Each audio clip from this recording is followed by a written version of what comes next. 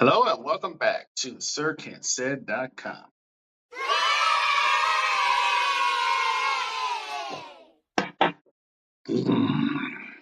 Agua.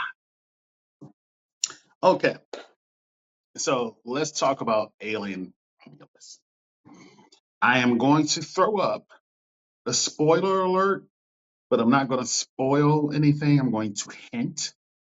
So, yeah, in case, and again, there was a time when I wouldn't review anything on opening weekend because, everybody ain't going to see it opening weekend. Some people get paid every 2 weeks. Maybe this ain't your week, but hey, I'm not gonna spoil it for you. Um, the movie was directed by Fede Alvarez, who directed. If you haven't seen it, it is excellent. One of his movies was "Don't Breathe," and it started a dude who was blind, and he fucked some home invaders up, and he is so excellent in building up tension. There were scenes in that movie where you had to hold your breath while the guy walked past you or came into a room and didn't move.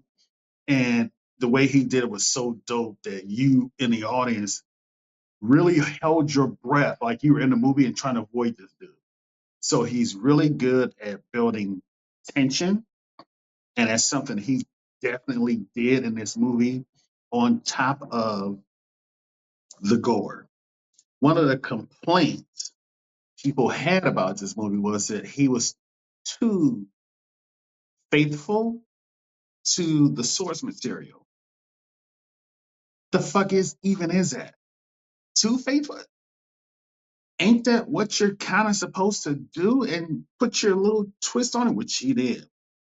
Um, the movie stars Kaylee Spinney as Rain, main character. I understand she hasn't done anything like this before, so this is definitely a step up for her.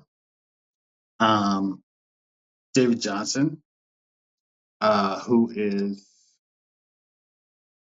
critical to the telling of his story, and he is this generation's um, what they call them, skin jobs, Android, whatever. Archie Renault, he is the brains of this operation, I guess you call it. Isabel Mercade is K, who from Jump Street should not been anywhere near this mission. Spike Fern, Bjorn, yeah, motherfucker. And Eileen Wu, Navarro, who probably got it worse of everybody.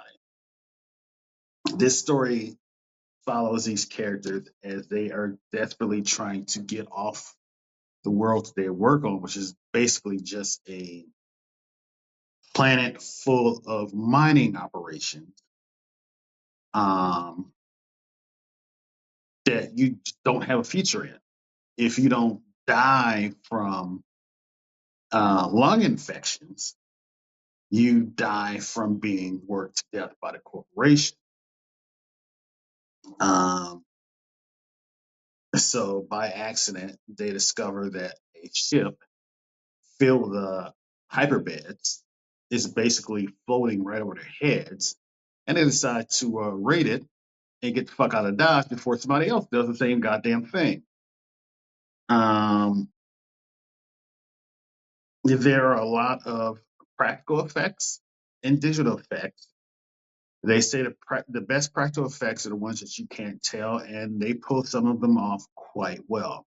You can tell sometimes when they go from digital to physical or from digital to physical back and forth, but it's not so jarring that it takes you out of the movie. Let me also warn you that these little motherfucking face huggers are aggressive as fuck. I mean, they were bad before, but the technology jump in this one will make you hate them even more. I mean, these motherfuckers. I will say that there is definitely people that you want to die, and they do eventually die horribly. And like I said, there's one character here who should never have been on this goddamn trip, and she kind of gets it bad too. I mean, because she basically gets turned into a fucking Slurpee for a goddamn alien, and that's all I'm going to say about that.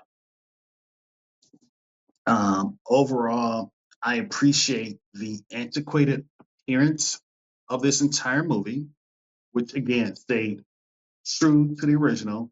There was no updates, no digital keyboards. It was just still very hard button, old school looking technology. They happen to have a skin job from Ripley's original Journey in it. So that was kind of cool. And he was still a dick.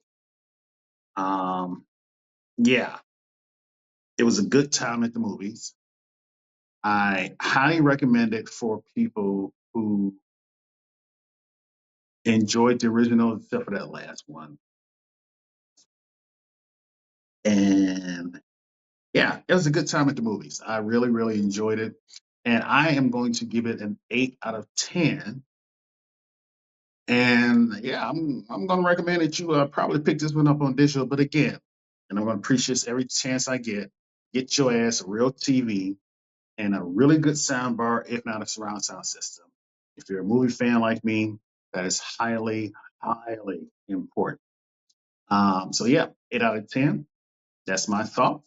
And I'll see you guys on the other side.